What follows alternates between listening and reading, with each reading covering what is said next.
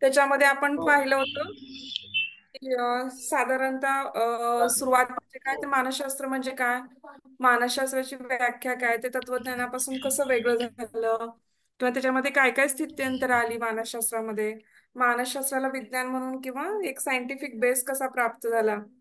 हं तर हे सगळं आपण काल पाहिलं. मग तर आता आज काय पाहणार आहोत की मानसशास्त्राच्या मी तुम्हाला अभ्यास पद्धती सांगितल्या. तर मानसशास्त्राच्या अभ्यास पद्धतीमध्ये आपण काय पाहिलं होतं काल की प्रायोगिक पद्धत एक पाहिली होती, सर्वेक्षण पद्धत पाहिली होती, निरीक्षण पद्धत पाहिली होती आणि दुसरा वृत्त इतिहास आणि अजून एक असते सहसंबंध म्हणून. काल मी तुम्हाला चारच सांगितले होते, अजून दोन असतात पण त्या फारशा काही महत्वाच्या नाहीत किंवा फारशा वापरल्या जात नाहीत.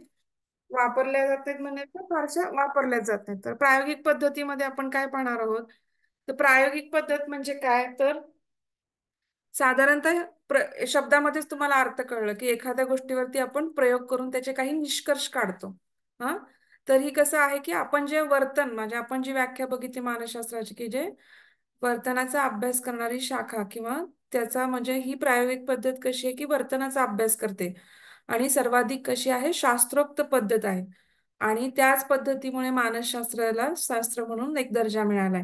हम्म मग आपण काय काय करतो, आता तुम्ही रिसर्च मेथॉडॉलॉजी शिकताय तर रिसर्च मेथॉडॉलॉजी सारख्या स्टेप्स आहेत ह्या फक्त. तर आपण काय करतो, एखादी समस्या निश्चित करतो संशोधनासाठी किंवा तुम्ही विषय घेता एक संशोधनासाठी.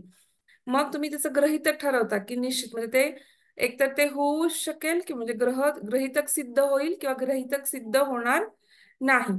मग ह्याच्यामध्ये काय करू शकतो, प्रयोगाची रचना व पद्धत निश्चित करायची की कसा प्रयोग करणार किंवा किती लोकांच्या वरती प्रयोग करणार, त्याला काहीतरी बेसिक आपण एक प्रश्नपत्रिका, कधी कधी आपण कसं करतो क्वेश्चनरी.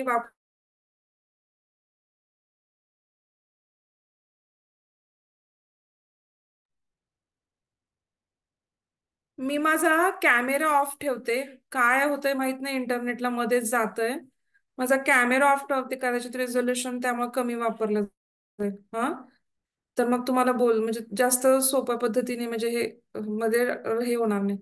तर काय करतो आपण की संशोधनासाठी आपण काय करतो, एक समस्या निश्चित करतो, त्याच्यानंतर काय करतो गृहीतक मांडतो, ते सिद्ध होणार गृहीतक किंवा सिद्ध नल पद्धत किंवा हायपोथिसिस म्हणतो आपण त्याला एक प्रकारचं. नंतर प्रयोगाची काय करतो आपण रचना किंवा पद्धत, कसा प्रयोग करणार आहे, किती लोकांच्यावर करणार आहे, कुठला एरिया घेणार आहे, कुठला लिंग घेणार आहे किंवा सेक्स घेणार आहे, ह्या सगळ्या गोष्टी त्याच्यामध्ये आपण ठरवतो.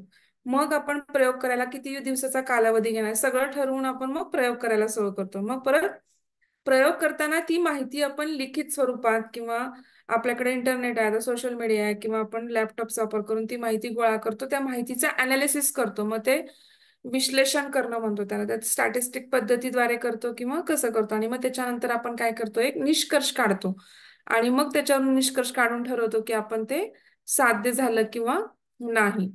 मग आता ह्याच्यामध्ये कसं एक उदाहरण दिलेलं आहे त्यांनी.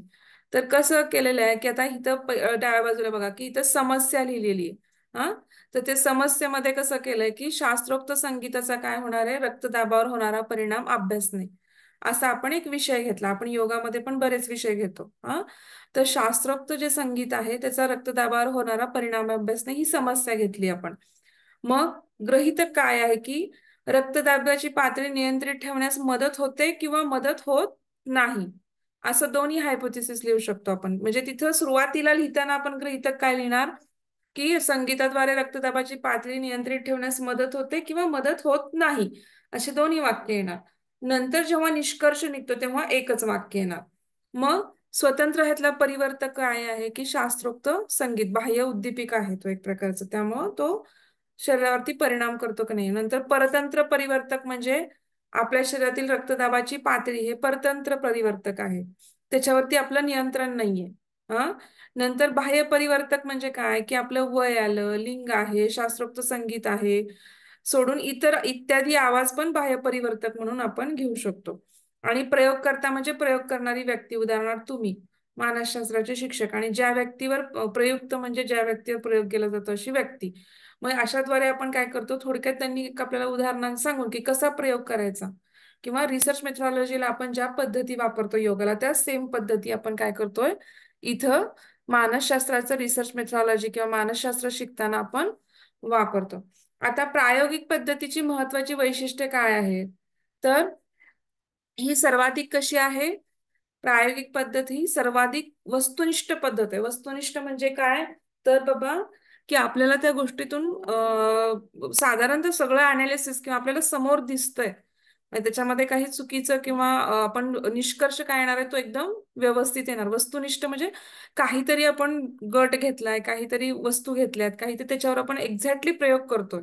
हा, त्याच्यानंतर सेकंड काय वैशिष्ट्य की नियंत्रित परिस्थितीत अचूक निरीक्षण करता येते. म्हणजे की आपल्याला काय करता येतं की अचूक निरीक्षण, म्हणजे कारण समोर आपल्याला तो विषय आहे, ती व्यक्ती आहे, आपण त्याच्यावरती त्याचा अभ्यास करतोय, आपल्याला त्याचं निरीक्षण करता येतं किंवा ऑब्झर्वेशन करता येतं आणि काही गोष्टी आपल्याला कंट्रोलेबल मॅनरमध्ये, नियंत्रित गोष्टी आपल्याला कंट्रोल, किंवा बाबा एवढ्याच फ्रिक्वेन्सीचा आवाज द्यायचा आहे किंवा हाच राग घ्यायचा आहे, तर असं आपण नियंत्रित, किंवा भैरवच राग घ्यायचा आहे, किंवा असं आपण एक नियंत्रित परिस्थिती करू शकतो त्याच्यामध्ये कंट्रोलेबल.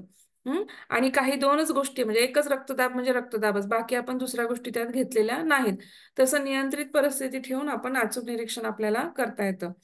आणि दोन किंवा त्यापेक्षा अधिक परिवर्तकामध्ये कार्यकारण भाव शोधणे शक्य होते. म्हणजे काय?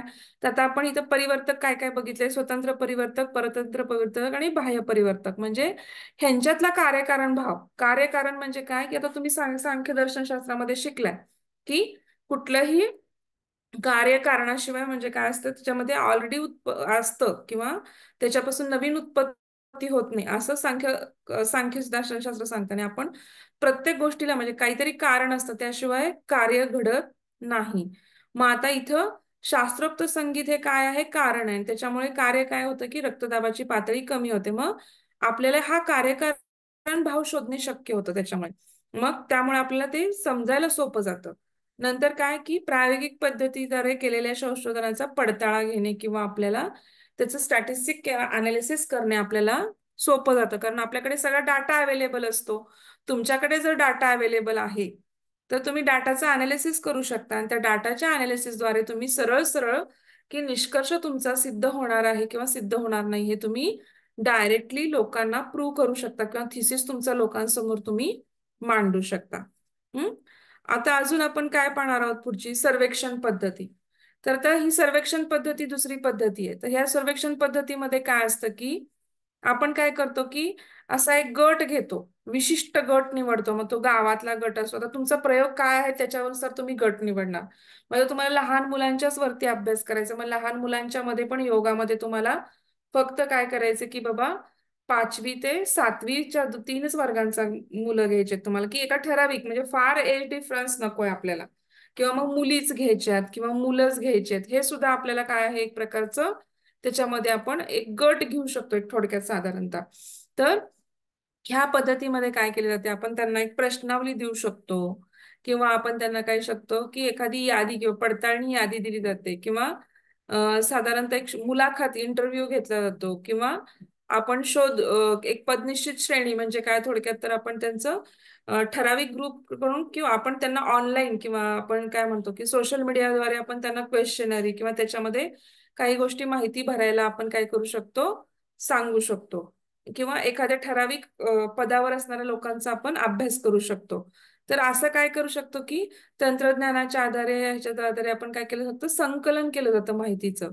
मग ह्याच्यामध्ये हे कुठल्या कुठल्या साधारणतः सर्वेक्षण पद्धती, आता तुम्ही पुढे आपण ह्याच्यानंतर पुढे आपण मानसशास्त्राच्या शाखा बघणार आहोत. तर त्या शाखामधलं त्यांनी नाव दिलंय की सामाजिक मानसशास्त्र, शैक्षणिक मानसशास्त्र आणि औद्योगिक मानसशास्त्र. ह्या पद्धतीचा आपण काय करतो, मोठ्या प्रमाणावरती वापर, ह्या म्हणजे सर्वेक्षण पद्धतीचा वापर आपण साधारणतः सामाजिक मानसशास्त्र, शैक्षणिक मानसशास्त्र आणि औद्योगिक मानसशास्त्रामध्ये का, कारण हे समूह आहेत. शैक्षणिक मानसशास्त्रामध्ये खूप म्हणजे 1ली ते 10वीचा वर्ग येऊ शकतो किंवा कॉलेज येऊ शकतं. सामाजिक मानसशास्त्रामध्ये प्रत्येक सामाजिक व्यक्ती येऊ शकतात समाजामधील. औद्योगिक मानस कॉर्पोरेटिव्ह वर्ल्ड मध्ये पण मोठ्याच्या मोठा जमाव असतो काम करणारा तिथे. मग ते कामगार वर्ग असू शकतो, मालक वर्ग असू शकतो किंवा त्यांच्या हाताखाली सुपरवायझर किंवा सुपरवायझरच्या हाताखाली कामगार वर्ग, असं त्यांचं एका ह्याच्यामध्ये आपण काय करू शकतो, मोठ्या प्रमाणामध्ये गट मिळतात आपल्याला. ह्या ठिकाणी सर्वेक्षण पद्धती जास्त वापरली जाते. आणि ही कशात आहे, सर्वात कमी आहे, खर्चिक आहे. म्हणजे ह्याच्यामध्ये आपण काय करू शकतो, प्रश्नावली आपल्याला एक कुठल्या तरी सायंटिफिक रिसर्च इन्स्टिट्यूट कडनं आपल्याला खरंच प्रश्नावली बनवलेली असते. अशी ती प्रश्नावली कुठलीही प्रश्न विचारून आपल्याला चालत नाही. तर मानसशास्त्रज्ञांनी काही ठराविक रिसर्च करून ती प्रश्नावली बनवलेली असते आणि तीच प्रश्नावली आपण त्या रिसर्चसाठी किंवा त्या मेथडसाठी वापरू शकतो. किंवा त्याच गोष्टी आपण त्याच्यासाठी वापरू शकतो. आपण आपल्या मनाने काहीही प्रश्न विचारू शकत नाही. नंतर काय होतं की ही सर्वात कमी खर्चिक आहे, कारण आपण ईमेलद्वारे पण करू शकतो. तुम्ही हे लोकांना पाठवू शकता किंवा चं हे वापरून किंवा फोनद्वारे व्हॉट्सअपद्वारे पाठवू शकता किंवा टेलिग्राम, आता तर खूप मोठ्या प्रमाणामध्ये प्लॅटफॉर्म अवेलेबल आहेत. तर तुम्ही लोकांकडे ते पोहोचू शकता त्याच्या मार्फत आणि लोक ते भरून तुमच्याकडे परत रिटर्न पाठवू शकतात आणि तुम्ही त्याचा अभ्यास किंवा निरीक्षण करू शकता. किंवा हे प्रश्नावलीचा नमुना की टिक मार्क, की कधी काही योग्य उत्तर, कधी फुली, कधी नाहीये, कधी 1 ते 10च्या प्रमाणात किती आहे, असं सगळे अंक आपण मोजू शकतो. तर तुम्ही रिसर्च मेथडॉलॉजीचा अभ्यास करता, तुम्हाला ते लक्षात येईलच. हम्म. नंतर तिसरी पद्धत कोणती आहे की निरीक्षण पद्धती आहे. हम्म. ह्याच्यामध्ये काय केलं जातं निरीक्षण पद्धतीमध्ये, तर आता शब्दातच तुमच्या लक्षात येतंय की सर्वेक्षण म्हणजे आपण पाहिलं की काहीतरी जमावाचं किंवा खूप मोठ्या ह्याचं सर्वेक्षण करतो आपण, म्हणत नाही का, आम्ही सर्वेक्षण करायला गेलो होतो, आम्ही पाहायला गेलो होतो. तर तसं हे खूप मोठ्या जमावाचं आपण सर्वेक्षण करतो. निरीक्षण पद्धतीमध्ये काय करतो, तर आपण निरीक्षण ऑब्झर्वेशन करतो. तुमचं ऑब्झर्वेशन जेवढं सायंटिफिक याच्यामध्ये चांगलं, तेवढा तुमचे रिझल्ट चांगले येतात किंवा तुम्ही चांगले शास्त्रज्ञ म्हणून घेतले जातात. हा, तर ह्या काय होतं की ह्याच्यामध्ये मानवी वर्तनांच्या विविध पैलूंचा काय करतात, प्रायोगिक पद्धतीमध्ये अवलंबन करून अभ्यास करणे शक्य नसते. मग अशा वेळी काय करता, ह्या पैलूंचा अभ्यास करण्यासाठी आपण काय करते, निरीक्षण पद्धती अत्यंत काय होते, आपल्याला उपयुक्त ठरते. म्हणजे काय, थोडक्यात काय, प्रायोगिक पद्धतीमध्ये कसं असतं की आपण सगळ्या मानवी वर्तनांचा प्रायोगिक पद्धतीमध्ये अभ्यास करू शकतो का, नाही. तेवढा वेळ नाही किंवा तेवढं त्या माणसाबरोबर आपण वेळ व्यतीत पण नाही करू शकत. मग काही वेळा आपण काय करतो की 4-5 वेळा किंवा त्याच्या रिलेटिव्ह किंवा ह्या सगळ्यांकडनं पण आपण माहिती काढून घेतोच, पण आपण पण थोडं ऑब्झर्वेशन करतो किंवा निरीक्षण करतो, काही थोडे आपले अंदाज बांधतो. तर अशा पद्धतीने काय होतं की ह्या प्रत्येक वेळेस प्रयोग करून आपण काही गोष्टी नाही काढू शकत. त्यावेळेस आपण निरीक्षण करून त्या गोष्टींचा किंवा त्या पैलूंचा अभ्यास करतो, त्यातील काही गुणांचा अभ्यास करतो. आणि ह्या पद्धतीमध्ये काय की ह्याच्यामध्ये पण एक प्रकारचं नियंत्रण असतं की नैसर्गिक परिस्थिती आपल्याला नियंत्रित करता येते किंवा वर्तनांचा, हेतुपूर्वक काही वर्तनांचा आपण अभ्यास करतो. आणि अशा नैसर्गिक परिस्थितीत घडून येणाऱ्या वर्तनांच्या निरीक्षणास आता तुम्हाला विचार करा, तुम्ही काहीतरी काम करताय आणि मी एकटक तुमच्याकडे बघतीये, तुम्हाला ऑब्झर्व करते, तर तुम्हाला ते डिस्कम्फर्ट होतो. तुम्ही तुमचं नेहमीचं वागणं राहत नाही. तुम्ही नेहमी डेली रुटीन मध्ये घरी कसे असता, तसेच तुम्ही काही कामाच्या ठिकाणी असता का, नाही. तिथे तुम्ही एकदम व्यवस्थित राहता किंवा बोलताना विचार करून बोलता. प्रत्येक कृती विचार करून केली जाते. सहजपणे प्रत्येक कृती तुमची घडत नाही. तुमची सहजपणे कृती तुम्ही जेव्हा घरी असता किंवा काही वेळा तुम्ही एकदम रिलॅक्स मध्ये जेव्हा तिथे त्या एन्व्हायरमेंटला तुम्ही अनुकूल, ऑफिसमध्ये पण कंटिन्युअसली जेव्हा त्या एन्व्हायरमेंटला तुम्ही हे होता, त्यावेळेस तुम्ही बऱ्यापैकी नॉर्मल राहायचा प्रयत्न करता किंवा नॉर्मल राहता. तर मग तुमचं नॉर्मल राहणं आणि कधी कधी तुम्ही ओढून तडून काही गोष्टी करणं, हे वेगळं असतं. म्हणजे तुमच्या काही हॅबिट्स ह्या कंटिन्युअस नसतात. तुम्ही कुठं गेलात तर त्या हॅबिट्स तुम्ही चेंज करून तेवढ्यापुरत्या त्या चेंज करतात. तर तसं न करता नैसर्गिक परिस्थितीमध्ये तुमचं वर्तन कसं आहे, नॉर्मली तुम्ही कसं वाढता, कसं चिडता, कसं बोलता, तर ह्या गोष्टींचा नैसर्गिकरित्या अभ्यास करून तर त्या काय करतात, त्याला नियंत्रण निरीक्षण पद्धती, तर ज्या नियंत्रणाखाली केलं जातं त्याला काय म्हणलं जातं की नियंत्रित निरीक्षण पद्धती असं म्हणतात. मग तुम्ही कॅमेऱ्याद्वारे तुम्ही काही गोष्टी, म्हणजे आता तुम्ही एखाद्या खोलीत 2 मुलांना तुम्ही प्रयोग करताना बघितलं की चॉकलेट देऊन सोडवलेलं असतं आणि जाताना त्यांना सांगितलेलं असतं की हे चॉकलेट तुम्ही खायचं नाहीये अजिबात. मग ते समोर राहतंय तुमच्या चॉकलेट, मग तुम्ही कोण बघत नाहीये, आपल्याला तर एका खोलीत ठेवलंय, मग काय फरक पडतोय, मग काही जण खाऊन टाकतात. मग ते कॅमेराद्वारे तुम्ही किती वेळ कंट्रोल करता, तुमची चलबिचल कशी चालू आहे, तुमचे वर्तन कसं आहे, तुम्ही कसे वागता, तुम्ही त्याला कसं रिस्पॉन्ड करता, तुम्ही सांगितलेल्या गोष्टी किती हे करता, तर ह्या सगळ्या गोष्टी कॅमेऱ्याद्वारे पण तुम्ही कधी कधी चेक करू शकता, निरीक्षण करू शकता आणि त्या वर्तनांचा तुम्ही अभ्यास करू शकता. मग आता ह्या निरीक्षण पद्धतीमध्ये कुठल्या कुठल्या शाखा येतात मानसशास्त्राच्या, तर बाल मानसशास्त्र, चिकित्सा मानसशास्त्र, सामाजिक मानसशास्त्र, ह्या 3 शाखामध्ये काय होतं की निरीक्षण पद्धतीचा मोठ्या प्रमाणामध्ये वापर केला जातो. आणि याच्यामध्ये काय केलं जातं की सुस्पष्ट हेतूने आणि सुयोजित म्हणजे पद्धतीने सुस्पष्ट हेतू म्हणजे आपला कारण, आपला हेतू स्पष्ट आहे की आपल्याला काय हुडकायचंय, काय बघायचंय, काय वर्तन आहे हे, आणि ते सुनियोजित आहे. सुनियोजित म्हणजे प्लॅनिंगनी केलं, असं तसं केलेलं नाही. कारण ह्या ठिकाणी तुम्हाला त्या व्यक्तीच्या वर्तनांचा अभ्यास करायचा म्हणजे तर आपल्याला साधारणतः प्लॅनिंग केल्याशिवाय आपण त्या गोष्टी करू शकणार नाही. तर ही कशी आहे शास्त्रोक्त आणि कशी आहे आपली संशोधन पद्धत, म्हणजे शास्त्रोक्त संशोधन पद्धत आपल्याला मानता येते. तिसरी पद्धत आहे ही. आणि चौथी पद्धत म्हणजे आता वृत्ते. मी काल तुम्हाला 4 सांगितल्या, ह्या सगळ्यात महत्वाच्या आहेत. हा, ह्याच रिसर्च मेथॉडॉलॉजी मध्ये पण तुम्हाला येतात. त्याच्यानंतर आता हे वृत्ते इतिहास पद्धत. वृत्ते इतिहास पद्धत ही आहे मध्ये तशी पूर्वीच्या काळी वापरली, म्हणजे सिग्मंड फ्राइड शास्त्रज्ञांनी ही जास्त वापरली. ऑस्ट्रियन जो शास्त्रज्ञ होता की त्यांनी ज्याने हे मनोविश्लेषणाचा सिद्धांत मांडला सिग्मंड फ्राइडनी, तर त्यांनी काय सांगितलं की त्यांनीच महत्वाची ही प्रामुख्याने चिकित्सा वापरण्यात आली त्यांच्याकडून. तर त्यांनी काय केलं की आता समजा की ह्याच्यामध्ये काय होतं की एखादा पेशंट आहे, हा, तर त्या पेशंटच्या माहिती घ्यायची तुम्हाला. तर सगळी माहिती पेशंटकडून, मी कसा वागतो हे म्हणजे माझं कसं बरोबर आहे हे सांगण्याकडे प्रत्येकाचा कल असतो. कारण प्रत्येकाला वाटतं की मी बरोबर वागतो, पण ते पुढच्याला तुमचं वागणं चुकीचं, कारण प्रत्येकाचा दृष्टिकोन वेगळा आहे. प्रत्येकाला वाटतं की मी बरोबर आहे. हा, म्हणजे कारण आपल्याला लक्षातच येत नाही की आपण काही ठिकाणी चुकलेलो आहोत. तर मग अशा वेळेस काय असतं की ह्याच्यामध्ये काय करतात की सायन्स किंवा जो काउन्सिलर आहे तो काय करतो की त्याचा म्हणजे तो त्याच्याशी तर बोलतोच किंवा त्याला हिप्नोटाइज करून त्याच्या मनातून त्याचं काय कारण आहे काढून घेतोच. पण तेच की कुटुंबातील सदस्य, मित्रपरिवार, सहकारी इत्यादी जे लोक आहेत त्यांच्याकडनं पण काय करतात सखोल माहिती मिळवली जाते की बाबा, कारण ते डेली लाईफ मध्ये कंटिन्युअस त्याच्या बरोबर आहेत. हम्म. मग अशा वेळेस त्यांच्याशी पण बोललं जातं की तो कसा वागतो किंवा त्याला काय वाटतं किंवा त्याला कुठे अडचण आली, तुम्हाला कधीपासून त्याचं वागणं बदललं असं वाटतं. या सगळ्या गोष्टी किंवा आपण त्यांच्याकडून, मित्रपरिवाराकडून, कुटुंबातील जवळच्या ज्या व्यक्ती आहेत एकदम सहकारी वगैरे, तर ह्या सगळ्यांकडून आपण काय करू शकतो त्यांची सखोल माहिती मिळवू शकतो. आणि मग त्याच्यामध्ये प्रत्यक्ष निरीक्षण पद्धत, मुलाखत पद्धत, मानसशास्त्रीय चाचण्यांचा वापर, मानसशास्त्रीय पण खूप चाचण्या असतात. हम्म. तर त्याचा काय वापर करून आपण काय केलं, तो संबंधित व्यक्तीची काय करतो माहिती आपण मिळवली जाते. आणि मग त्याचा आपण काय करू शकतो, त्याचा वापर आपण त्या पेशंटला ट्रीट करण्यासाठी करू शकतो. तर सिगमंड फ्राईडने असंच एक इगो, त्यांच्याकडे एक हे होता की त्याला काय व्हायचं की पाणी प्यायची भीतीच वाटायची.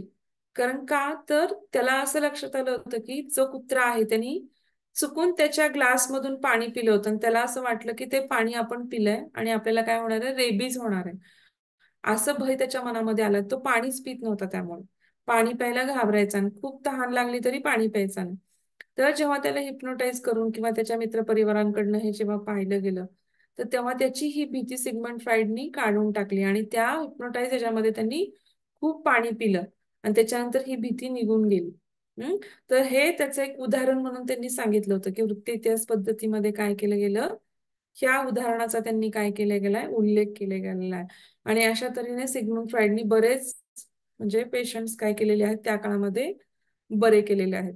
कारण ते सिग्मंड फ्राईडची व्याख्या तुम्ही आपण बघितली होती, आबोध मनाचं शास्त्र. त्यांनी 3 ह्याच्यामध्ये शास्त्र म्हणजे मानसशास्त्र डिवाइड केलं त्यांनी की सुप्त मन किंवा कॉन्शियस जागृत मन म्हणजे कॉन्शियस माइंड, सुप्त मन म्हणजे सबकॉन्शियस माइंड आणि अनकॉन्शियस म्हणजे अबोध मन. आणि त्यांनी सिग्मंड फ्राईडने अशी व्याख्या केली होती की अबोध मनाचं शास्त्र म्हणजे हे की मानसशास्त्र. म्हणजे आपण काल व्याख्यामध्ये काय स्थित्यंतरे होत गेली आणि ह्याच्यावरूनच पुढे काय निर्माण झाले, हे जे आपण शास्त्रज्ञांच्या व्याख्या बदलल्या बघितल्यात की अरिस्टॉटल पासून ते मॅकडुगल पासून की बाबा जाणीवे आत्म्याचं शास्त्र, नंतर प्लुटोनी म्हणलं की व्यक्तिमत्वाचं शास्त्र, त्याच्यानंतर आपण हे पाहिलं की मॅकडुगलनी म्हणलं की मनाचं शास्त्र, सिगमंड फ्राईडनी म्हणलं की अबोध मनाचं शास्त्र.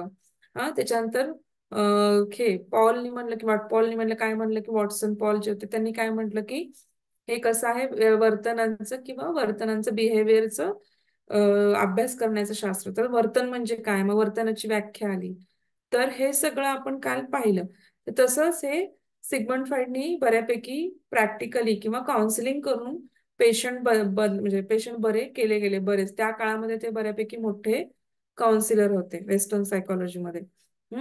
त्याच्यानंतर आता आपण हे सगळं अभ्यास पद्धती पहिल्यांदा आपण मानसशास्त्राच्या व्याख्या बघितला, त्याचं स्वरूप बघितलं, त्याचा इतिहास बघितला आणि आता आपण काय बघणार आहोत, मानसशास्त्रांच्या शाखा. हे सगळं इंट्रोडक्शन मध्येच येत आहे आपल्या. हे जे पहिलं आपलं मॉड्यूल आहे त्याच्यामध्ये इथपर्यंतचा हा सगळा भाग काय येतो की पहिल्या मॉड्यूलमध्ये येतो. आणि त्याच्यानंतर पहिल्या मॉड्यूलमध्येच अजून आपल्याला संप्रदाय पण येतात, म्हणजे की संरचनावाद किंवा वर्तनवाद किंवा गेस्टाल्ट सायकोलॉजी, हे सगळं आपल्याला म्हणजे कसे कसे शास्त्रज्ञांनी हे स्थित्यंतर जशी व्याख्येमध्ये स्थित्यंतर होत गेली तशी तशी त्यांनी जे काही एक प्रकारचे थिसिस मांडले, मनोविश्लेषणवादाचा थिसिस असू दे किंवा कार्यकारण भावाचा थिसिस असू दे, संरचनावादाचा थिसिस असू दे, त्यांनी आपापले प्रयोग मांडले किंवा आपापले संप्रदाय मांडले प्रत्येकाने आणि त्याच्यामध्ये पण स्थित्यंतर होत गेली. हे आपण पुढच्या पार्टमध्ये पाहणार. आता मानसशास्त्राच्या शाखा ह्याच्यावरती प्रश्न येतो. तर साधारणतः 14 मार्काला प्रश्न येतो. निरीक्षण पद्धती म्हणजे अभ्यास पद्धतीवरती पण प्रश्न येतो. मानसशास्त्राचा स्वरूप इतिहास त्याच्यावरती पण प्रश्न येऊ शकतात. बऱ्यापैकी वेळा ह्याच्यावरती प्रश्न आलेले आहेत. 15 मार्काचा प्रश्न म्हणजे 15 मार्काला आहे हे मॉड्यूल. तर ह्याच्यावरती कधी कधी टिपा लिहामध्ये येऊ शकतं नुसतं की बाबा वैकसिक मानसशास्त्राच्या शाखा लिहा. टिपा लिहायला आलं तर किती मार्काला आहे बघून शॉर्ट मध्ये लिहायचं किंवा एखादंच येऊ शकतं की समुपदेशन मानसशास्त्र, गुन्हेगारी मानसशास्त्र, असं सिंगल सिंगल पण टिपा द्यायला येऊ शकतं. तर आता मानसशास्त्राच्या 2 प्रकारच्या शाखा आहेत. कुठल्या कुठल्या आहेत तर सैद्धांतिक आणि उपयोजित शाखा. म्हणजे त्याच्यामध्ये 2 डिवायडेशन केले, सैद्धांतिक शाखा आणि उपयोजित शाखा. सैद्धांतिक मध्ये काय येणार की वैकसिक मानसशास्त्र, बाल मानसशास्त्र, सामाजिक मानसशास्त्र, बोधात्मक मानसशास्त्र, प्रायोगिक मानसशास्त्र आणि अपसामान्य मानसशास्त्र. आणि उपयोजित मध्ये काय की आपण त्याचा उपयोग करतो, ऍक्च्युली प्रॅक्टिकली त्याचा उपयोग करतो. आता तर हे क्रीडा मानसशास्त्रामध्ये सायकोलॉजी म्हणजे इतक्या दिवस क्रीडामध्ये सायकोलॉजीचा किंवा काउन्सिलरचा भाग नव्हता, परंतु आता खेळाडूंबरोबर ऑलिम्पिकचे जे खेळाडू आहेत त्यांच्या प्रत्येकाबरोबर एक सायकोलॉजिस्ट पाठवणं कंपल्सरी असतं. कारण पूर्ण भारताच्या तुमच्याकडून अपेक्षा असतात. त्यावेळेस तुमच्याकडे काय होतं, एक प्रकारचा खूप मोठा स्ट्रेस डेव्हलप होतो. त्यात फिजिकल इंजुरी किंवा आक्रमकता दुसऱ्या खेळाडूंची आणि खूप मोठ्या वर्डला तुम्ही एक्सपोज होत असता. अशा वेळेस किती नाही म्हणलं तरी बेसिक लेवलला एक स्ट्रेस, नंतर तुमचा प्रवास, नंतर तुमचे रुटीन चेंज होतं, तुमच्या खाण्याच्या पद्धती चेंज होतात. तर ह्या सगळ्यामुळे एक प्रकारचा खेळाडूंवरती स्ट्रेस डेव्हलप होतो. आणि अशा वेळेस तुमचा परफॉर्मन्स सुधारण्यासाठी की तुमचं पॉझिटिव्ह किंवा तुमच्या सगळ्या गोष्टी सुधारण्यासाठी सायकोलॉजिस्टची गरज असते. त्यामुळं अलीकडच्या काळात क्रीडा क्षेत्रामध्ये पण मानसशास्त्राचा उपयोग हा खूप मोठ्या प्रमाणामध्ये काय आलेला आहे, वाढलेला आहे. आता सैद्धांतिक मानसशास्त्र आणि प्रयोग. आता सैद्धांतिक म्हणजे काय की बाबा त्याच्यामध्ये पण वापरलं जातं, नाही असं नाही मानसशास्त्र, पण एक डेव्हलपमेंटचा, आता वैकसिक मध्ये काय तर डेव्हलपमेंटचा अभ्यास केला जातो.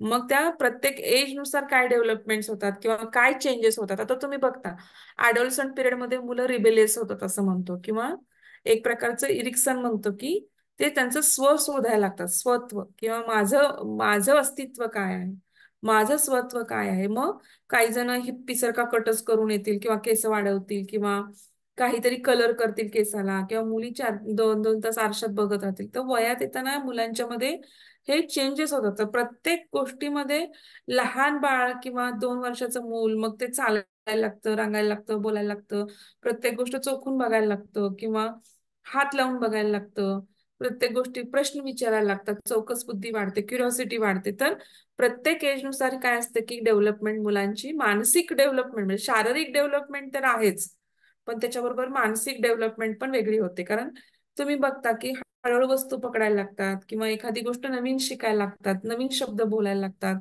किंवा नवीन भावना विकसित व्हायला लागतात. त्यांना कळायला लागतं की मी रडलं की मला एखादी वस्तू मिळते, तर मग रडायला लागतात किंवा ते हट्ट करायला लागतात. हट्टपणाने कधी कधी बेशुद्ध पण पडतात, म्हणजे ब्रीथ होल्डिंग स्पेल म्हणतो आपण त्याला, की श्वास कोंडून ठेवतात, ऑक्सिजन पुरवठा कमी होतो, मग हट्टीपणाचा एक प्रकार असतो. तर अशा मुलांच्या मध्ये बऱ्यापैकी चेंजेस होतात. तर मग आता त्यांनी वैकसिक मानसशास्त्रामध्ये काय सांगितलं, की गर्भधारणा झाल्यापासून ते मृत्यूपर्यंत काय होतं, की व्यक्तीच्या बिहेवियर मध्ये, वर्तनामध्ये काय होतं, की जो बदल होतो तो वैकसिक मानसशास्त्रामध्ये त्याचा काय केलं जातं, की अभ्यास केला जातो. हा, आणि ह्याच्यामध्ये काय होतं, की व्यक्ती त्याच्या पूर्ण आयुष्याच्या कालावधीत का व कसे बदलत जातात हे शास्त्रोक्त पद्धतीने अभ्यास केला जातो. आता तुम्ही बघितलं का, 40 नंतर काही लोकांना स्टॅग्नंट लाईफ निर्माण होतं, की आजपर्यंत आपण जे केलेलं आहे त्याच्यापेक्षा काहीतरी नवीन वेगळं करण्याची 40ला लोकांना हे येते. त्याच्यानंतर आपलं बरेच जण 40च्या वेळेस आपलं काही गोष्टी बदलायला किंवा आपलं फील्ड बदललेल्या पण तुम्ही पाहिल्या असतील. हा, किंवा 25 मध्ये तुमच्याकडे जो अग्रेसिव्हनेस असतो किंवा जी आक्रमकता असते 25 30 मध्ये 40 मध्ये, ती आक्रमकता 50व्या 60व्या 70व्या वर्षी तुमच्याकडे असते का? नाही. तुम्हाला आयुष्य बरंच काही शिकवून गेलेलं असतं. तुम्ही एकदम हळूहळू शांत होत जाता किंवा तुम्ही अनुभवानी समृद्ध होत जाता. तुम्ही अतिविचाराने किंवा तुमचा जो गाडीचा स्पीड जो 25व्या 18व्या वर्षी आहे, तोच गाडीचा स्पीड 40व्या वर्षी असतो का? नाही. त्यावेळेस तुम्ही स्लोली चालवता, रिफ्लेक्स ऍक्शन्स कमी झाले असतात, बघता, विचार करता, असा अतिताईपणाने कुठल्या गोष्टी करत नाही. तर हा मानसिकरित्या एक प्रकारचा तुमच्यामध्ये बदल झालेला असतो. तुम्ही ते पाहता, इव्हन तुम्ही बऱ्याच गोष्टी अनुभवता. हा, तर हे बघितलं तुम्ही, इव्हन असं पण बघता, लिंग जर बघितलं तर मुली बऱ्यापैकी भावल्यांशी किंवा ह्याच्याशी खेळतात, मुलं कंटिन्युअस गाड्याच मागतात. तर तुम्ही हे पण बघितलं, म्हणजे हे आपोआप मानसशास्त्र, म्हणजे एक लिंग सेक्स म्हणजे ते मुलांना गाड्यांचं अट्रॅक्शनच असतं. ते जन्मजात थोडंसं असतंच. आणि मुलींमध्ये थोडंसं भावली खेळणे किंवा भांडी खेळणे किंवा आईची साडी नेसून बघणे किंवा टीचरची ऍक्टिंग करणे, ह्या गोष्टी त्यांच्याकडे आपण स्वतः डेव्हलप केलेलं नसतं किंवा आपण त्यांना सांगितलेलं नसतं, पण ते बघून बघून बघून बघून ती मुलं शिकतात. तर हा काय असतो, की शास्त्रोक्त पद्धतीने अभ्यास केला असतो. त्याच्यामध्ये व्यक्तीचे विचार कसे आहेत, त्याच्या भावना कशा बदलतायत, त्याचं वर्तन कसं आहे, आणि संपूर्ण आयुष्याचं आपण कसं कसं बदललं किंवा एखाद्याचा गोल आहे किंवा एखाद्याचे ऑब्जेक्टिव्ह ठरलेले आहे, त्या ऑब्जेक्टिव्हच्या दृष्टीने प्रत्येक व्यक्ती काय करते, काही व्यक्ती आपलं ध्येय ठरवतात, पण त्या दृष्टीने त्यांचं डेडिकेशन नसतं, कन्सिस्टन्सी नसते, पर्झिव्हरन्स नसतो. तर ह्या 3 गोष्टी खूप, कुठलंही ध्येय साध्य करायला आपल्याला काय लागतं, की कन्सिस्टन्सी लागते. म्हणजे परसिस्टन्स पण लागतो त्याच्यामध्ये आणि पर्झिव्हरन्स लागतो. आणि पेशन्स खूप, म्हणजे पर्झिव्हरन्स म्हणजे पेशन्स. तर ह्या सगळ्या गोष्टींचा कसा काय, की आपण खोलवर अभ्यास केला जातो. बाल्यावस्था काय आहे, पौगंडावस्था काय आहे, प्रौढावस्था काय आहे, वृद्धावस्था काय आहे, शारीरिक विकास आणि बोधनात्मक विकास, सामाजिक विकास, ह्या सगळ्या पैलूवरती काय करतं हे शास्त्र, वैकसिक मानसशास्त्र अभ्यास करतं. ह्याच्यावरती मोठा 15 मार्काला क्वेश्चन येऊ शकतो, सगळ्या शाखा लिहा. आणि मग त्याच्यामध्ये तुम्ही मग मग त्याच्यामध्ये सुरुवात करताना तुम्ही मग पहिल्यांदा मानसशास्त्र म्हणजे काय लिहून सर्वात शॉर्ट फॉर्म मध्ये, आणि मग त्याच्या अशा अशा शाखा आहेत, उपयोग, सैद्धांतिक आणि उपयोग. मग सैद्धांतिक मध्ये आहेत उपयोग, आणि मग त्याचं स्टेप बाय स्टेप तुम्ही अनालिसिस करायचं आहे आपल्याला. नंतर काय सेकंड कुठली आहे, बालमानसशास्त्र. आता बालमानसशास्त्र म्हणजे शब्दातच तुम्हाला कळते, की बाल्यावस्थेत होणाऱ्या शारीरिक आणि मानसिक बदलांचा आपण काय करतो, अभ्यास करतो. म्हणजे की बाळ जन्मता कसं आहे किंवा त्याच्या हालचाली कशा आहेत, की बाबा, किंवा तो भावना कशा व्यक्त करतो, तर तेव्हा त्याला बोलता येत नाही पण तो रडून त्याच्या भावना व्यक्त करतो, किंवा हळूहळू चालायला आलं, रांगायला आलं की खानाखुनांनी करतो, मग बोलायला आलं की एक एक शब्द बोलून तो आपल्या भावना व्यक्त करतो. तर हे आपण सगळं बघतो. हा, तर हे परावलंबी जे बालक आहे ते आपल्या पायावरती उभं राहतं, स्वावलंबी होतं. हे आपण कसं करतो, इथे आपल्याला त्या मानसशास्त्रामध्ये आपण त्याचा अभ्यास करतो. मग त्याच्यामध्ये खूप प्रॉब्लेम आहेत मुलांच्या मध्ये पण. काही मुलांना थंबसकिंगची हे असते, सवय असते. काही जण दात खातात झोपेमध्ये, टीथ ग्राइंडिंग करतात, म्हणजे किंवा काही जणांना नॉक्चर्नल युरिन पास करतात, रात्री लघवी पास करतात मोठे झाले तरी. काही जण घाबरतात काही पण गोष्टींना, काही जण अभ्यासच करत नाही. आता तर मुलांच्या मध्ये ऑटिझम आणि एडीएचडी, ऑटिझम हा आजार आहे मुलांच्या मध्ये, एडीएचडी म्हणजे हायपर ऍक्टिव्ह चाइल्ड असतं, त्यांचं कॉन्सन्ट्रेशन ठराविक गोष्टींमध्ये राहत नाही. आता ह्या समस्या खूप वाढल्यात. काही जण सोशल मीडिया ऍडिक्शन वाढतं मुलांच्या मध्ये. तर मुलांच्या मध्ये खूप मोठ्या प्रमाणात आपल्याला हे प्रॉब्लेम दिसून येतात. काही जणांना लर्निंग डिसॅबिलिटीज असतात. म्हणजे तर ह्या लर्निंग डिसॅबिलिटी, काही जणांना लिहायला प्रॉब्लेम्स असतात, काही जणांना व्यक्त करता येत नाही, म्हणजे लिहिता येतं समजतं पण बोलता येत नाही. तर हे मनशास्त्रामध्ये खूप मोठ्या प्रमाणामध्ये ह्या गोष्टी घडून येतात. तर हे सगळं सोडवण्यासाठी काय करतो की आपण मानसशास्त्रीय चाचण्यांचा वापर करतो. म्हणजे त्याचा इमोशनल आयक्यू काढला जातो, इंटेलिजंट आयक्यू, आणि ह्याचे डॉक्टर्स वेगळे असतात. हे बिहेव्हिअरल पेडियाट्रिक्स असतात, बिहेव्हिअरल पेडियाट्रिशियन्स असतात हे. आणि ह्यांच्याकडे आपण काउन्सिलिंगला त्यांना पाठवतो. मग ज्यावेळेस काउन्सिल करून पण ह्या गोष्टी होत नाहीत, त्यावेळेस गोळ्या दिल्या जातात मुलांना, टॅबलेट्स देऊन.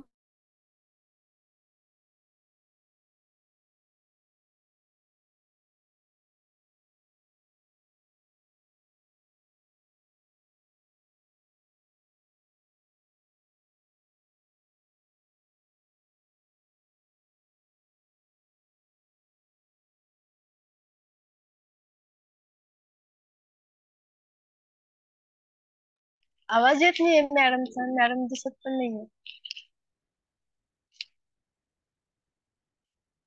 माझं. शास्त्रामध्ये तर आपण काय करतो की समाजप्रिय प्राणी, मनुष्य कसा आहे, समाजप्रिय प्राणी आहे. आणि त्याला कसं असतं की कुणाबरोबर तो एकटा नाही राहू शकत. त्याला समाजप्रिय, तुम्ही बघितलं की आतापर्यंत जे स्पेसिस बघितल्या, तुम्ही डिसिप्लिन्स पुस्तक वाचलं असेल तर निअरलँड स्पेसिस, म्हणजे त्याच्यामध्ये का त्या नाहीशा झाल्या, त्या आपल्यापेक्षा हुशार होत्या, परंतु नंतरच्या स्पेसिस का जिवंत राहिल्या, तर ते ग्रुप ग्रुप करून राहिले. आदिवासी जे होते ते ग्रुप ग्रुप करून राहिले, त्याच्यामध्ये त्यांना काय झालं की त्यांच्यामध्ये प्रोग्रेसेस झाला, आणि ग्रुप ग्रुपमध्ये राहिल्यामुळे ते सर्वायव्ह झाले त्याच्यामध्ये. कारण सोशल समाजामध्ये आपल्याला एकमेकाचं काय होतं, किती नाही म्हटलं तरी मानसिक, भावनिक, शारीरिक सगळ्याच गोष्टींनी आधार मिळतो. हम्म. तुम्हाला कितीतरी लो फील होतं, मग तुम्ही आईला फोन करता, मैत्रिणीला फोन करता, मिस्टरांशी बोलता, मित्रांशी बोलता.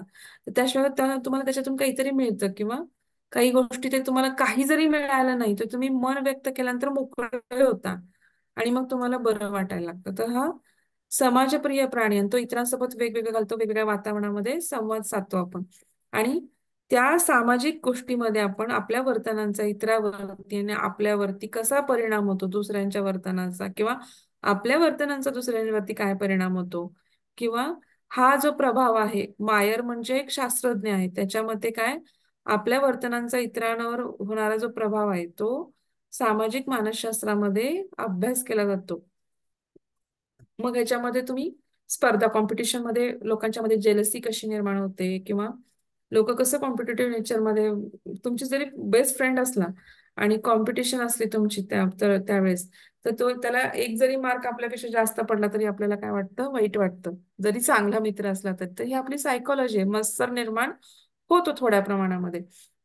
नंतर पूर्वग्रह दूषित व्यक्ती असते, आपल्याला एखाद्याचा पूर्वग्रह दूषित आहे तर आपण त्याच चष्म्यातनं त्याला पाहतो, तो चष्मा काढायचा प्रयत्नच करत नाही, आणि त्याच्याशी आपण वाईटच वागतो, किंवा त्या पद्धतीने आपण त्याच्याशी पूर्वग्रह दूषित ठेवूनच वागतो.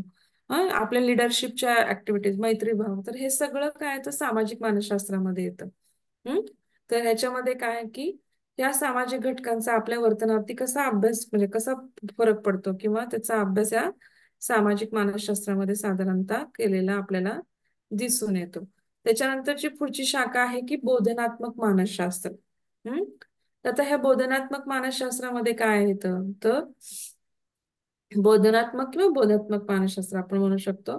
तर ह्याच्यामध्ये काय करणे की आता आपले जे विचार आहेत, किंवा आपण काही गोष्टी काय करतो, ब्रेननी विचार करतो, आणि ब्रेननी विचार केल्यानंतर मन आणि बुद्धी दोघांचा समन्वय असतो. फक्त बुद्धीने निर्णय घेत नाही आपण, त्याच्यामध्ये मनाचा पण सहभाग असतो. म्हणजे आपण म्हणतो की तू मनाचं ऐकलं का बुद्धीचं, असं होत नसतं. तर दोन्हीमध्ये मन पण विचार करतं, म्हणजे मन बुद्धी दोन्ही गोष्टींनी, म्हणजे इमोशनल थिंकिंगनी पण विचार करतो, आणि प्रॅक्टिकली पण बौद्धिक थिंकिंगने आपण विचार करतो, आणि त्या दोघांचा समन्वय साधायचा प्रयत्न करतो आपण प्रत्येक वेळेस.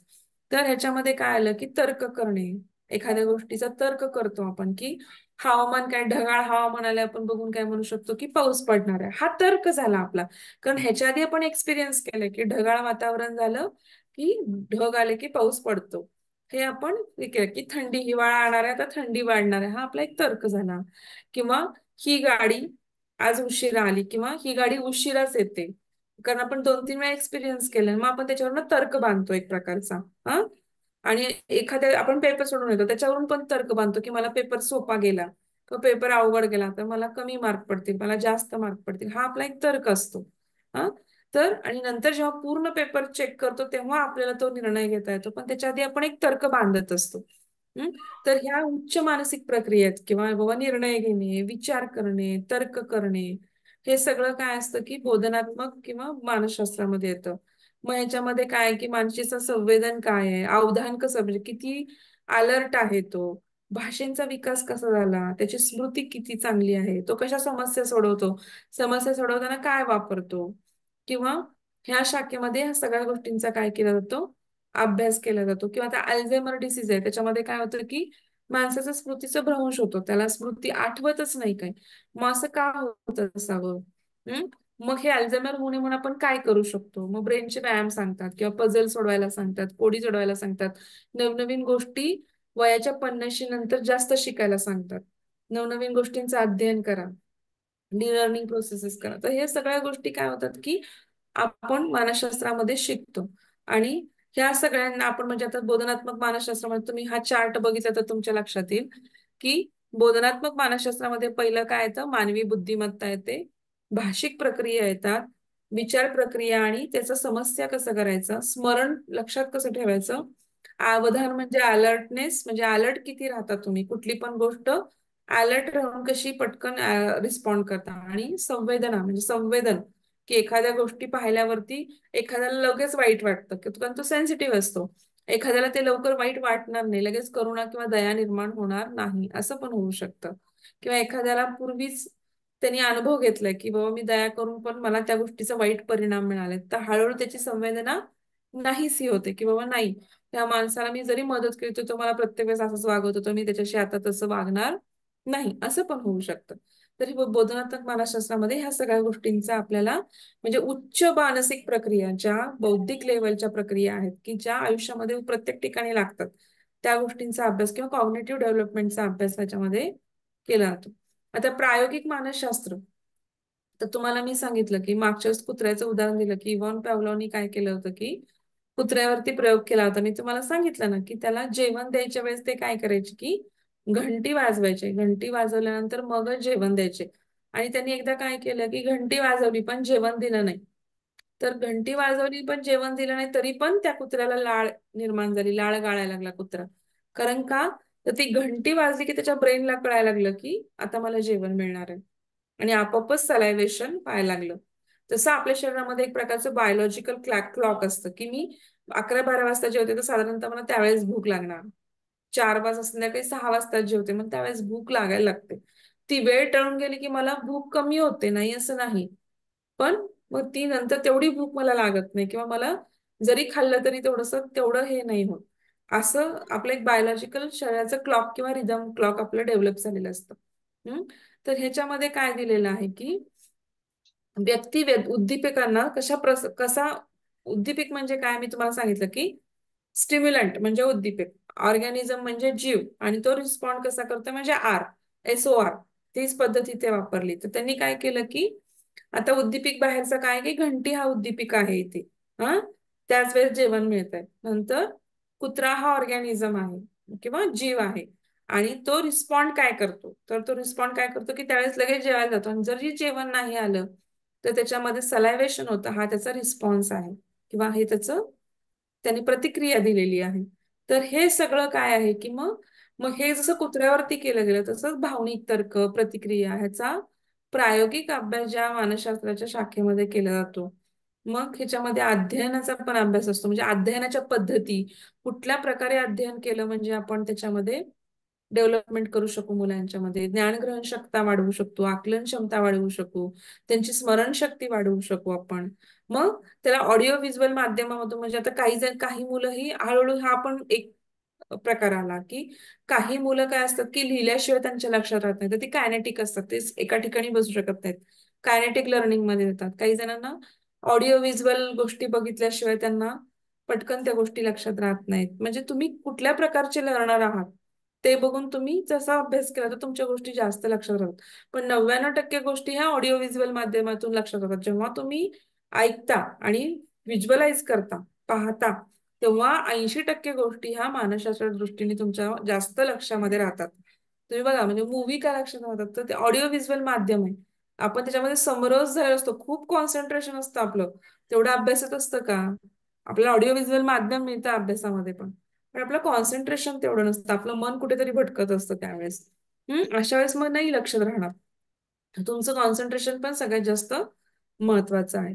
तर हे इव्हान पॅवलोनी जो केलेला प्रयोग आहे त्याचं इथं चित्र दाखवलंय, कुत्र्याचं आणि हे जेवणाचं आणि घंटीचं. हं?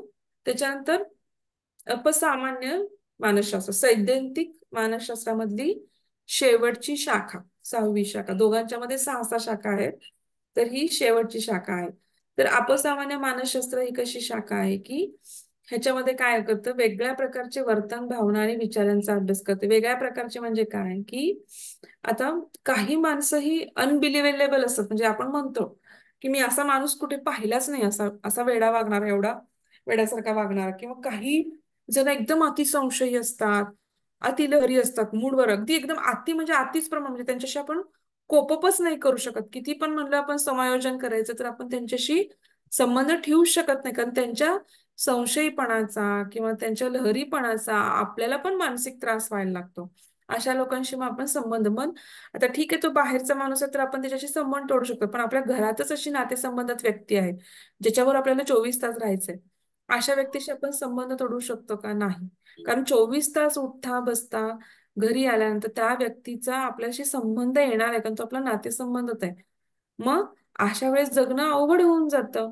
तर ही शाखा काय करते की ज्या अतिलहरी लोक आहेत, जे अतिसंशयी आहेत, किंवा मतिमंद मुलं आहेत, किंवा मतिमंद लोक आहेत, किंवा हॉल्युसिनेशन ज्यांना होत आहेत, की नसलेल्या गोष्टी दिसत आहेत, किंवा काही लोकांना खूप भय, म्हणजे आता मी मध्ये एका मनशक्ती लोणावळा केंद्राला गेले होते, व्हिजिट केलं होतं. तर तेव्हा त्या मॅडमनी सांगितलं की एक छोटा मुलगा होता 10 वर्षाचा, आणि ते त्यांच्या 3 दिवसाच्या शिबिरामध्ये प्रोग्राम काय असतो की टेकडीवरती ट्रेकिंगला नेतात ते, सेकंड डेला. मग 9-10 वर्षाचा मुलगा होता आणि तो चढायलाच तयार नाही टेकडीवरती, कारण जसं झाडं झाडं होती टेकडीवरती, बाकीचे मुलं चढत, त्याला किती समजून सांगितलं पण तो ऐकायलाच नाहीच, म्हणला मला जायचंच नाही, मी इथेच बसतो. इतका घाबरत होता. मग त्याला मॅडमनी परत बोलवून घेतलं आणि दुसऱ्या मॅडमनी, काउन्सिलर मॅडम त्याच्याशी बोलल्या की का तू गेला नाही, तर तुला माहितीये का की तिथे डायनासोर असतात झाडाच्या मागे लपलेले. तो गेम खेळायचा मोबाईलवरती, की त्याच्यामध्ये झाडाच्या मागणं डायनासोर यायचे, मग त्यांना गोळ्या मारायच्या. तर त्याला व्हर्च्युअल लाईफ आणि रियालिटी लाईफ ह्याच्यामध्ये फरकच करता येत नव्हता. जे त्याचा सोशल लाईफ आहे, तो जो मोबाईलवर बघतो ते त्याला खरं वाटत होतं. हे व्हर्च्युअल लाईफ आहे, हे खरं नाहीये, हे रियालिटीशी कुठेच संबंधित नाहीये. त्याला किती समजावून सांगितलं की बाबा झाडाच्या मागे काही नाहीये, हे गेम आहे आणि हे रिअल लाईफ वेगळं आहे. मग त्याला नेऊन दाखवण्यात आलं दुसऱ्या तिसऱ्या वेळा. मग त्याला कळलं. मग हळूहळू चौथ्या वेळा तो चढायला तयार झाला. म्हणजे हे असं अपरिमित भय असू शकतं एखाद्या गोष्टीचं. हम्म. किंवा प्राण्यांचं, काही काहींना झुरळाचं भय असतं, काही काहींना पालीचं भय असतं, काही काहींना उंचावरती भय होतं, काही काहींना लोकल ठिकाणी, म्हणजे सामाजिक जिथं गर्दी असते अशा ठिकाणी भीती वाटते जायला काही जणांना. आणि हे टाळू शकत नाही आपण, कारण आपल्या दैनंदिन जीवनाचा भाग आहे. ह्या गोष्टी आपण टाळू नाही शकत. अंधाऱ्या खोलीत जाईना काही जणांना भीती वाटते, अशा गोष्टी, आणि अति भीती वाटते, म्हणजे ते पाऊलच ठेवत नाहीत किंवा खूप घाबरतात, असं होऊ शकतं. हम्म. आता ह्या सगळ्या आपण शाखा बघितल्या, त्या सैद्धांतिक मानसशास्त्राच्या बघितल्या. आता उपयोजित मानसशास्त्र, उपयोजित मध्ये काय, आता सैद्धांतिक मानसशास्त्रामध्ये काय असतं की संशोधन जे आपण रिसर्च करतो त्यातली जी तथ्य किंवा तत्व आहेत त्यांचा आधार घेऊन आपण काय करतो, प्रत्यक्ष आयुष्यातील समस्या सोडवण्यासाठी विविध पद्धती किंवा तंत्र काय करतो, विकसित करतो. हम्म. सैद्धांतिक मानसशास्त्र. आणि उपयोजित मानसशास्त्रामध्ये काय करतो की विविध शाखातील जे मानसशास्त्र आहे किंवा त्यातील ज्ञानाचा व्यापार आपण काय करतो, आयुष्यातील अडचणी सोडवण्याचा. इथं कसं सैद्धांतिक मानसशास्त्रामध्ये तुम्हाला कळलं का काय फरक आहे सैद्धांतिक आणि उपयोजित मध्ये? सैद्धांतिक मध्ये काय आहे की आपण आधी ऑलरेडी रिसर्च करतो आणि त्यातून जी तथ्य आपल्याला मिळाली आहेत त्याचा आधार घेऊन आपण प्रत्यक्ष आयुष्यातील समस्या सोडवतो. तर उपयोजित मानसशास्त्रामध्ये काय करतो की त्यातल्या ज्ञानाचा उपयोग करून घेतो आणि त्या ज्ञानाचा उपयोग आपण आयुष्यातील अडचणी सोडवण्यासाठी किंवा परिस्थितीशी जुळवून जुळवून म्हणजे काय समायोजन, त्याला एक व्यवस्थित शब्द काय तर परिस्थितीला जो जास्त प्रमाणात समायोजन करतो तो आयुष्यामध्ये मानसिक सबलीकरण किंवा तो कुठेही जगू शकतो. अडॅप्टेशन किंवा समायोजन आपलं जेवढं चांगलं असेल मग मानसिक दृष्ट्या आपण जेवढं समायोजन मी इतकं ऍडजस्ट करते मग मला थकवा येतो किंवा मला त्रास होतो असं नाही पाहिजे. तर तुम्ही त्या परिस्थितीला त्या वातावरणाला किती झटकन ऍडजस्ट होता किंवा झटकन समायोजन करता तेवढं तुम्ही मानसिक ताणापासून किंवा मानसिक आजारांपासून लांब राहता. हम्म. तर हे उपयोजित मानसशास्त्रामधील आपण काय करणार आहोत की पुढच्या 6 शाखा कोणत्या आहेत त्या आपण पाहणार आहोत. पहिली शाखा कोणती आहे? शैक्षणिक मानसशास्त्र. हं? तर शैक्षणिक मानसशास्त्रामध्ये काय आहे? तर शैक्षणिक मानसशास्त्रामधले घटक कोणते आहेत? तर शिक्षक येतो, विद्यार्थी येतो, हं? आणि काय येतं की त्याचा म्हणजे अध्ययन आणि अध्ययन प्रक्रिया. म्हणजे तुम्हाला माहिती आहे की अध्ययन आता थोडक्यात काय तर विद्यार्थ्यांचं कसं अध्ययन घ्यायचं तर तसं ट्रेनिंग पण टीचर्सला मिळतं. आणि अध्ययन प्रक्रियेच्या मध्ये पण काय काय बदल करायचे, मुलांना कसं शिकवायचं हे शिक्षकांना शिकवलं जातं. आणि मुलांना पण काय की कसं विद्यार्थ्यांनी आपलं म्हणजे अध्ययन सुधारायचं. तर ह्या आपण गोष्टी आपण त्याच्यामध्ये पाहतो. तर शैक्षणिक मध्ये काय केलं जातं त्याच्यामध्ये शिकायचं कसं किंवा शिकवायचं कसं, गुणवत्ता कशी वाढायची, त्याचे ट्रेनिंग प्रोग्राम्स असतात. आता तर सगळीकडेच चालू झाले प्रत्येक शाळांमध्ये. आता हे डीएड किंवा बीएड त्याच्यामध्ये पण म्हणजे टीचर्सला ट्रेनिंग दिलं जातं ऍक्च्युली की तुम्ही विद्यार्थ्यांना कसं शिकवायचं, कसं बोलायचं, कसं सांगायचं किंवा त्यांना जास्त प्रमाणात कसं समजलं जाईल. कारण 40 ते 50 विद्यार्थ्यांचा वर्ग असताना प्रत्येक मूल हा सारखं नसतं.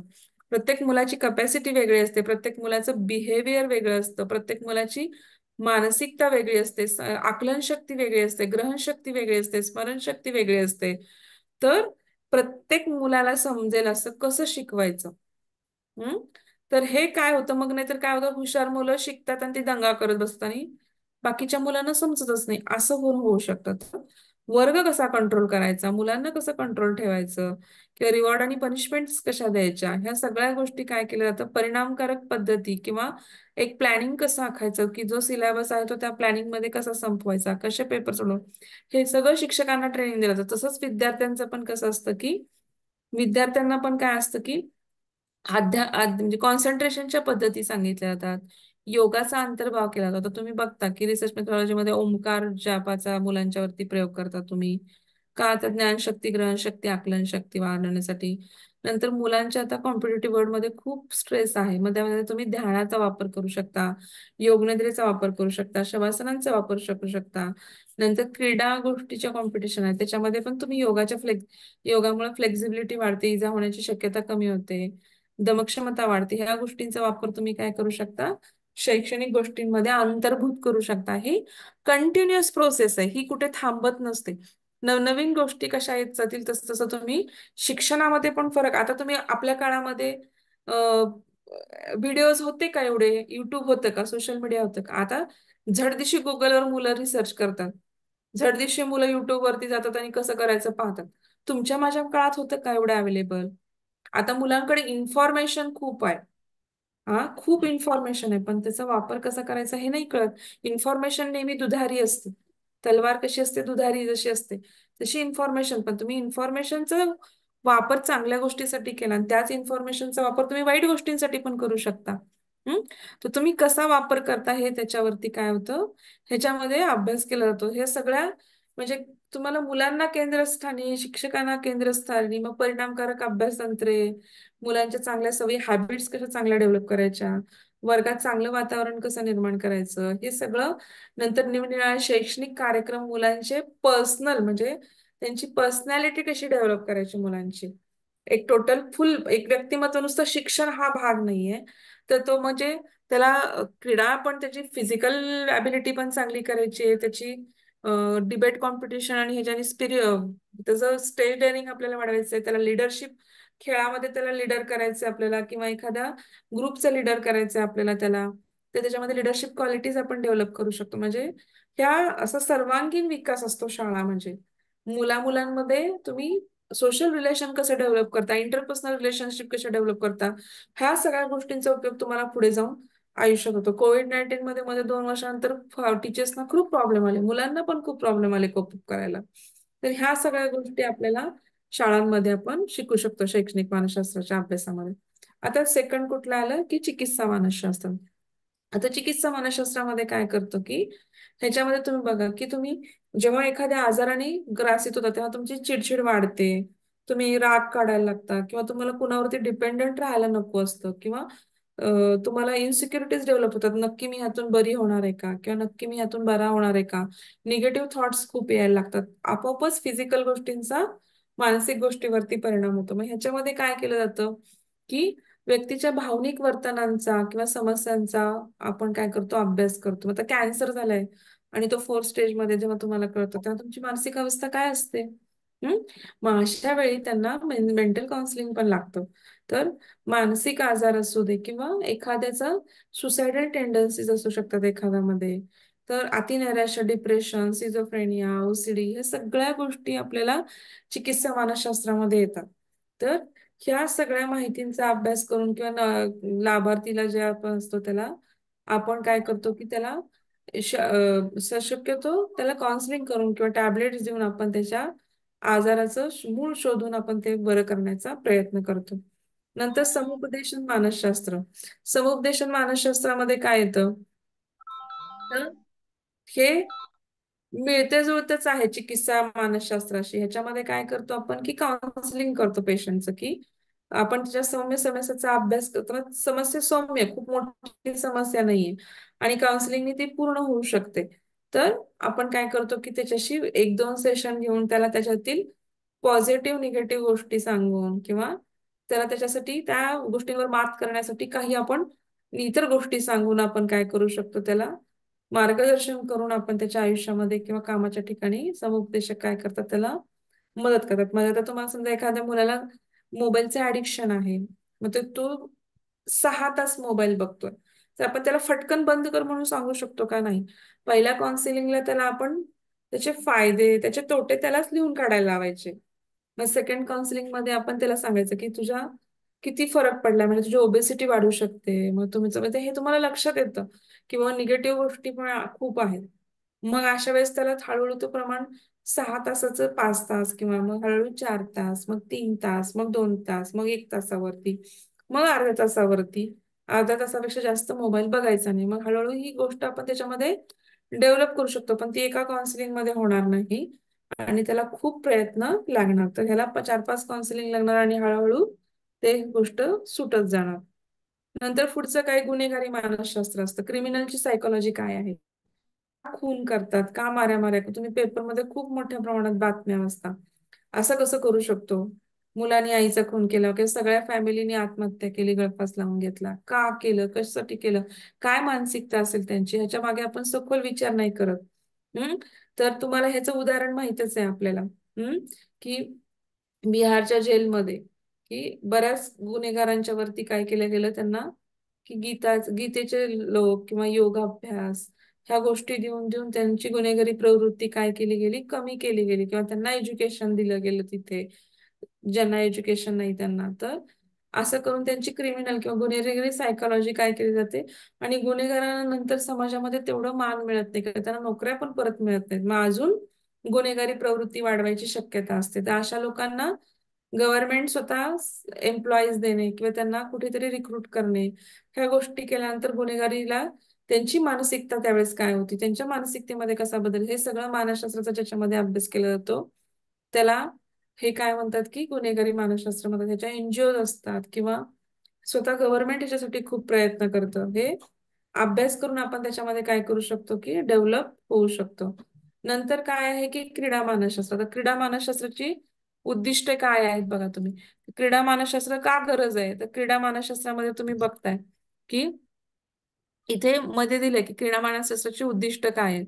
तर ह्याच्यामध्ये काय आहे की आता खेळाची प्रेरणा वाढवू शकतो, त्याला मोटिवेशन देणे. दुसरी गोष्ट काय, त्याच्या भावना, कसं असतं की आपल्या भावना आपल्या नियंत्रणात राहिल्या पाहिजेत.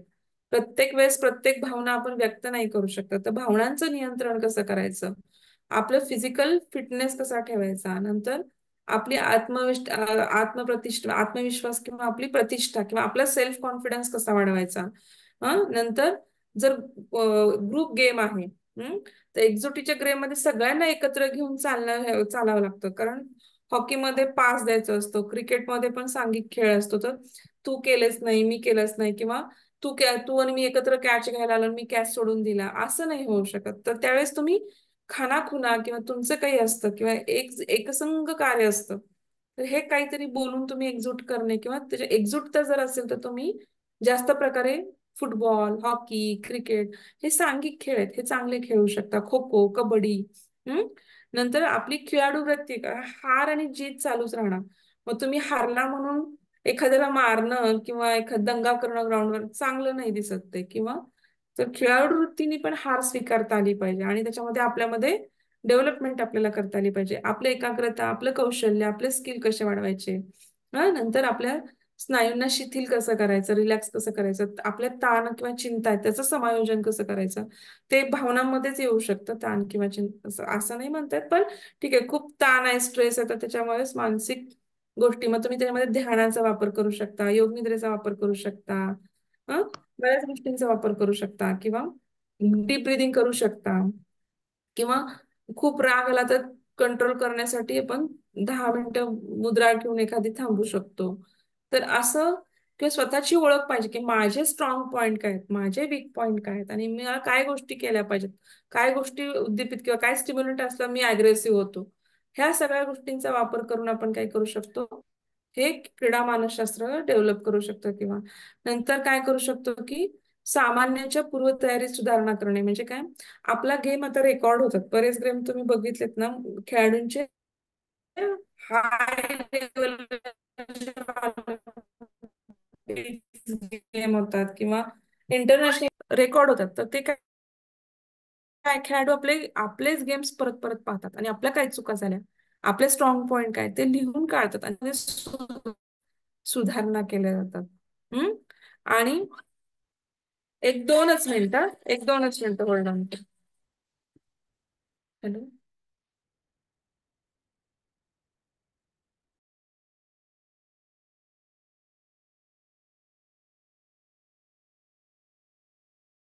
हा, तर ह्या सगळ्या गोष्टींचा क्रीडा मानसशास्त्रामध्ये काय होतं की आपण हे सगळं शिकवलं जातं खेळाडूंना, आणि त्यांचा ताण कमी झाला. ताण कमी झाला की तुम्ही कधी पण बघा, तुम्ही विदाऊट ताण केलेलं काम हे कधी पण कसं असतं की एकदम सुंदर होतं.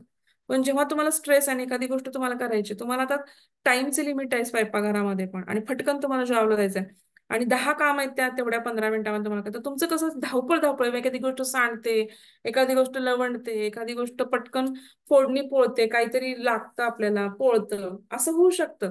तर हे स्ट्रेसमुळे होतं. म्हणजे त्यावेळेस ताण आहे की आपलं लिमिटेशन आहे, टाइमचं लिमिटेशन आहे. ताण येतो की मला पटकन जॉबवर जायचं नाही, तर माझा लेट रिमार्क लागेल मला. अशा वेळेस ताण डेव्हलप होतो. आणि तेच तुम्हाला ताण नाहीये तर तुम्ही मग गाणी लावून, म्युझिक ऐकत, एक एक एक एक काम अगदी तन्मयतेने छानपैकी करत राहता. अशा वेळेस मग सांडलवण होण्याची किंवा भाजण्याची शक्यता पण काय होते, आपोआपच कमी होते. म्हणून हे ताण जर नियोजन केलं तर आपोआपच खेळाडूचा परफॉर्मन्स काय होतो की सुधारतो. हम्म नंतर आपण क्रीडा मानसशास्त्रानंतर काय बघणार आहोत, तर सगळ्यात शेवटची शाखा कोणती आहे, तर औद्योगिक मानसशास्त्र. हम्म औद्योगिक मानसशास्त्र म्हणजे कॉर्पोरेट वर्ल्ड मध्ये सगळं, आता तुम्हाला माहिती आहे की HR रिक्रूट केले जातात प्रत्येक कॉर्पोरेट वर्ल्ड म्हणा किंवा इन्स्टिट्यूशन म्हणा किंवा हे सगळ्या फॅक्टरीज म्हणा, ह्यांच्यामध्ये काय केलं जातं की एक प्रकारचे ह्युमन रिसोर्सेसला म्हणजे HR रिक्रूट, ते काय करतात, गोष्टींचा अभ्यास करतात किंवा त्यांना मदत करतात त्यांच्या भावना नियंत्रण करायला किंवा त्यांच्या गोष्टी नियंत्रण करायला. तर ह्याच्यामध्ये काय असतं की कर्मचारी असतात, सुपरवायझर्स असतात, नंतर त्याचे मॅनेजर्स असतात, त्याच्यानंतर मालक असतात. तर हे सगळ्याचं काय केलं जातं, हे सगळ्यांना स्ट्रेस असतो कुठल्या ना कुठल्या प्रकारे. कामगार वर्गांना त्यांच्या त्यांच्या कामाचा स्ट्रेस असू शकतो. कंटिन्युअस एक काम केल्यानंतर कधी कधी फिजिकल पेन होते, फिजिकल पेनचं कधी कधी मेंटल ह्याच्यामध्ये पण डेव्हलपमेंट होते. घरातले काही प्रॉब्लेम्स असतात, पैशाचे इकॉनॉमिकल प्रॉब्लेम्स असतात. तर ह्या सगळ्यांना काय करतं की औद्योगिक मानसशास्त्रामध्ये काय केलं जातं, कर्मचाऱ्यांची निवड केली जाते, त्यांना कार्यभार दिला जातो किंवा त्यांच्यासाठी काही गोष्टी केल्या जातात, त्यांना मोटिवेशन दिलं जातं पुढे प्रोग्रेस होण्यासाठी. त्यांच्या कार्यासाठी, त्यांचं कार्य त्यांना समाधान वाटावं म्हणून त्यांना वेगवेगळी बक्षिसं किंवा परफॉर्मन्समध्ये त्यांच्यामध्ये कार्यक्रम किंवा कल्चरल ऍक्टिव्हिटीज ठेवल्या जातात. त्यांच्या काही तक्रारी आहेत त्यांच्या फीडबॅक घेऊन त्याचं निवारण करायचा प्रयत्न केला जातं. हम्म त्यांचं मनोबल वाढवणे, त्यांचं नेतृत्व गुण वाढवणे, ह्यासाठी काय करतं हे औद्योगिक मानसशास्त्र काय करतं, मदत करतं. तसंच काय आहे की ग्राहकांचं मानसशास्त्र म्हणून ही औद्योगिक मानसशास्त्राची अजून एक शाखा आहे. त्याच्यामध्ये काय केलं जातं की ग्राहकाचं वर्तन कसं आहे. आता तुम्ही हे सगळे बघता की रिलायन्स मॉल बघा किंवा हे सगळे जे मॉल बघता, तुम्ही कॉफीचे बघितले का? रिलायन्स मॉलमध्ये कधी पण मोठे मोठे 350 ml 600 ml लिक्विड्स असतात आणि आपल्याला काय वाटतं की ते स्वस्त पडतं. 350 ml चं लिक्विड, 600 ml चं मॉइश्चरायझर, 500 ml चा शॅम्पू, आणि आपण बघत नाही पण तेच बघा तुम्ही, तेच सॅचेट वरती किंमत तेच जर कन्सिस्टन्सली आपण त्याचं जर मल्टिप्लिकेशन करून बघितलं तर सॅचेट स्वस्त पडतात आणि त्या मानाने त्या बॉटल कॉस्टली पडतात. पण ग्राहकाला काय वाटतं की नाही, खूप मोठ्या प्रमाणात मी जर घेतलं तर मला ते स्वस्त पडेल. तसं नसतं. किंवा आता कपड्यांच्या किमती पण बघा, 299, 399, प्रॉपर 300 असं नसतं. 299, 299 मध्ये तुमच्या डोक्यात फक्त दोन दिसतो, तीनचा आकडा नसतो. म्हणजे तुमच्या डोक्यात 200 200 ढकळत असतो, तुमच्या पुढचा 99 दिसतच नाही तुम्हाला पटकन. तुमच्या मनामध्ये ते 200चाच आकडा घोकत असतो. मग तुम्ही लक्षात नाही मग ही 200चीच वस्तू आहे असं तुमच्या लक्षात येतं. पण ऍक्च्युली पैसे देताना तुम्ही 1 रुपया कमी 300च पे केलेले असतात. हा तर त्यांनी प्रत्येक ठिकाणी बघा, तुम्ही कधीच त्यांचं फिगर आउट नसतं 1 रुपया कमी करायचं काय कारण आहे, म्हणजे 1 रुपयाने काय होणार. पण ती माणसाची मेंटॅलिटी आहे की तुमचा दोनचाच आकडा कोणता, तर 200ला तर आहे ती वस्तू.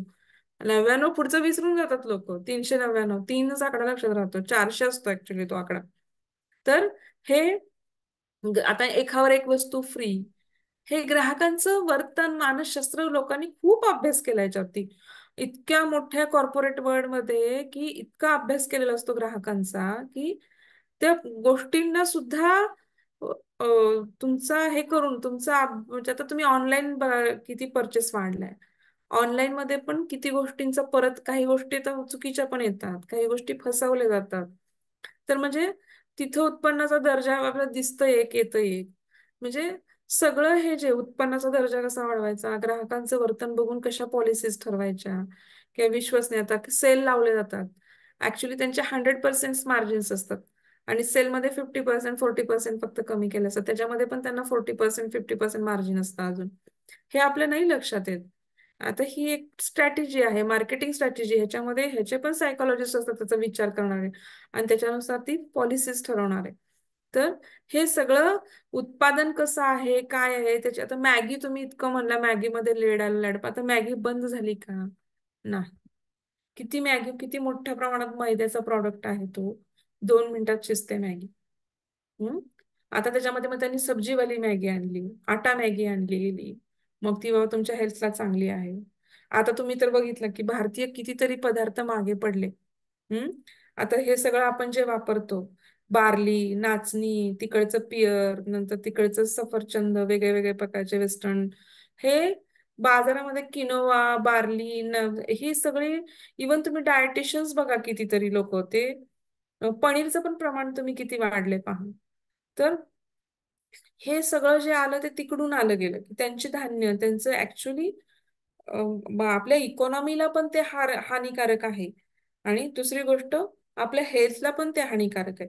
कारण तुमची इकॉनॉमी जेव्हा डेव्हलप होते तेव्हा तुमचं मेंटल स्वास्थ्य पण चांगलं राहतं. इकॉनॉमी तुमच्याकडे पैसेच नाहीयेत हातामध्ये, तर तुम्हाला स्ट्रेस येणारच आपोआप. तर तुमची इकॉनॉमीला हातभार लावणं पण हे तुमचं काम आहे.